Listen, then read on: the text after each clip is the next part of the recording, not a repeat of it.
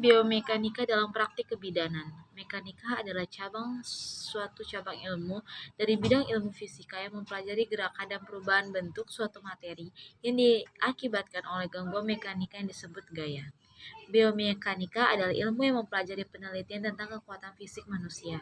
Hukum dasar biomekanika yang pertama, hukum Newton pertama mengenai gerakan ide yang dinyatakan oleh hukum Newton pertama mengenai gerakan adalah sesuatu benda akan tetap dalam posisi istirahat atau berada dalam keadaan gerakan yang sama sekali jika diberikan gaya yang dapat menghilangkan keseimbangan.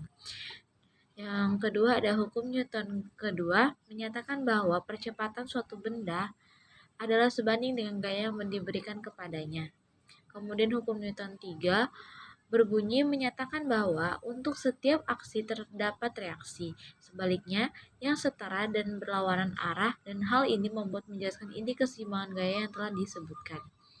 Gaya pada tubuh ada dua tipe. Yang pertama, keadaan statis. Gaya berat dan gaya otot sebagai sistem pengumpil.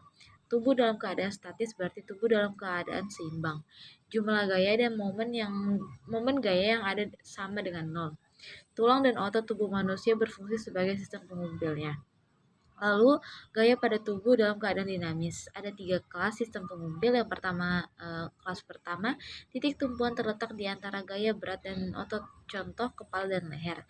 Kemudian kelas kedua, gaya berat di antara titik tumpu dan gaya otot, contoh tumit menjinjit. Kelas ketiga, gaya otot terletak di antara titik tumpuan dan gaya berat, contoh otot lengan.